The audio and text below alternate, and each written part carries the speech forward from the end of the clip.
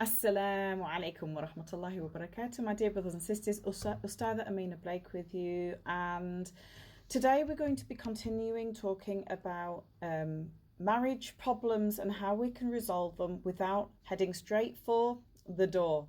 Because some of us do that, right? And we have a few issues and we head straight for the divorce door. The big D comes up. So today we're going to talk about communication, because communication is a massive key in marriage. And if you can't communicate properly, verbally, then how are you going to navigate through the rest of your marriage successfully? So we're going to go through 4 things today that can become a real destroyer of marriage, and how we can try and inshallah ta'ala resolve them or avoid them in the first place. So the first one is criticism. Criticism is something that so many people in marriage do. It's when we say things that are really negative. Our partner might have done something that annoys us or hurts us or bothers us. And so instead of talking about it in a nice way, or we might have tried talking about it in a nice way a few times or whatever, and then we suddenly just divert to being critical about them. So it could be, oh, you're always late, you're so selfish. Or whoever's cooked, the other person could say, oh, this doesn't have enough salt in it, or your food's no good, or your cooking's no good, or you're not cleaning the house properly. There are so many different ways that we can criticize one another. And of course, it's our way of complaining, and it's okay to complain. We have to resolve issues within marriage, but we have to speak to each other in a particular way. And being critical and being harsh on one another is not the way to do it, because you're going to get that defense mechanism up, and that the other person is going to just want to defend themselves, and then it just ends up in this horrible argument, which is never nice for anyone, right? Everyone gets upset. So imagine one of you has said to the other, oh, you're late back, you're always late back, I'm sick of it, you never spend time with me, you never spend time with your children. Instead of saying this, why not start a gentle startup? If you're going to complain at least in a nice way. So you could say something like, it hurts that you haven't stuck to our agreement and you didn't let me know that you're going to be late. Can we talk about coming up with a plan so that we can communicate better next time, so that I will know? I know this will take longer and the communication takes longer to resolve. However, at least you're not going to end up with an argument on your hands. So this is the first of the communication problems, being critical. Second, contempt. Contempt is when one or the other person feels like they're better than the other one. They might feel like they're superior, they're more practicing, they pray better, they wear more Islamic clothing, they're kind of more halal, if you like, than the other person. So it comes from a one-up position. I've got one up on you. I'm better than you. I'm a better Muslim than you. I'm a better person than you. And brothers and sisters, it's really degrading to the other person when you think you're better than them. Actually, your marriage is a partnership, and you have to accept that person for what you were when they married them. You chose them. You chose to marry that person, and they chose to marry you. So you have to accept them, warts and all, bad points and all. You're not going to find that perfect spouse. Why? Because it doesn't exist. If you want a perfect spouse, either you're gonna get married and divorced like 1,000 times in this dunya and end up like, I don't know, on this really crazy place with all these exes, or you might as well just stay single to the akhirah. And brothers, wait for your hur al-ain, or sisters, wait for your Mr. Amazing in the akhirah, and don't even bother getting married in this dunya. Don't look for something that's perfect when it doesn't exist. So when you get married, sisters, don't look for an Abu Bakr or an Umar or Rasulullah sallallahu alaihi wasallam. It ain't gonna happen. These are hallmarks. These are places where we're all trying to get to. And if you think you're better than your partner, then actually that suggests that you're not better than your partner. And spiritual comments, by the way, brothers and sisters, just to give an example, spiritual comments are often used as a way to show contempt for the other person. So it might be that one of the spouses or others will make a comment like, cherry pick a hadith or cherry pick Quran, and they're doing it just to get one up. Oh, look at me, I'm better than you.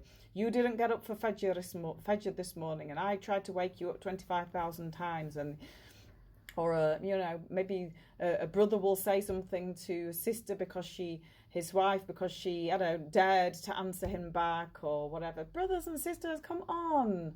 We have to have more patience than that. We have to treat each other properly, and we can't be picking Quran and verses from Allah's words to point the finger at one another, to criticize and degrade one another. We should be positive with one another. Rasulullah sallallahu alayhi wasallam said, say something good or keep it quiet.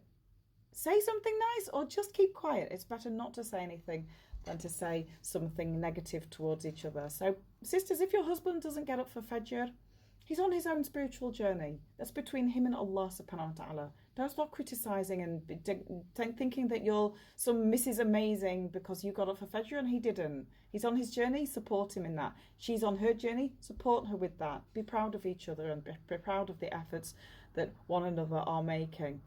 Or using words from the hadith literature about hellfire or punishment. Actually, it's Allah's job, and Allah subhanahu wa ta'ala will be the one who is an adl. He will be the one who judges you and judges your partner. It's your job to live peacefully together in this dunya. The outside world's hard enough without us bringing problems into our homes as well. Let's have a look at some typical ways that people use to degrade each other. Brothers, obedience of the wife. Really? Come on. Yeah, it's, you know what I mean? Just have a little bit more wisdom with this area. Yes, we know this, but it doesn't have to be thrown in people's faces. It just puts defences up. Brothers, the ability to marry 4 wives. Okay, you don't have to talk about it all the time to get your own way with your wife, or to think that you're in some way superior to her. This is a choice that is yours. Allah subhanahu wa ta'ala has given this choice. But remember, your wife doesn't have to stay with you or accept it if you do decide to get more than one wife. That is also her choice as well. Women being subservient and not answering back. Well, I can think of lots of different places in the seerah of Rasulullah sallallahu alaihi wasallam where both his wives and the wives of the Sahaba, may Allah be pleased with all of them, definitely answered back and definitely raised their voices. Sisters, you don't get away with it either. Don't micromanage your husband into praying. Don't put financial pressure on him even though he's trying his best. Don't start saying, this is my right, this is my right, this is my right. You're just going to alienate him, and then what's going to happen? He'll just end up going out more and not wanting to be at home with you, and then you'll have even more to complain about, and then you're just creating a big rift between the both of you. Brothers and sisters, guys, gel together as a couple. You don't have to be cruel to each other with your words.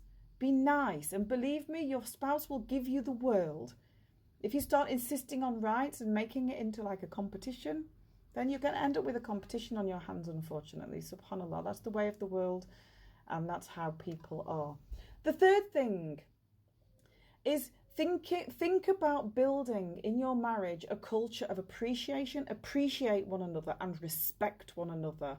How many times, even in public, have I seen brothers and sisters speaking to each other, speaking to their spouse like they are nothing, like they're like a dirt on their shoes? You can't speak to each other like that. And what kind of message are you giving to your kids if you do that? So express understanding, even if you don't agree with each other. Give the other person the benefit of the doubt. And if they're doing something that you don't like, either speak good or stay silent. And even if you're going to be critical, like I said before, do it in the most beautiful of ways. The Rasulullah sallallahu alaihi wasallam told us, no believing man should hate a believing woman. If he dislikes one of her characteristics, he will like another one. The next one is stonewalling. People who stonewall to avoid conflict, running away from the problem, running away from the issue, brushing it under the rug and just refusing to talk about it. That will not resolve it, brothers and sisters. Don't shut down. I know it's a defense and I know it's to avoid argument, but you need to just get someone involved and just support one another through that journey. Don't be defensive and don't stonewall and run away from dealing with your issues, my dear brothers and sisters. One more thing before I go, inshallah ta'ala.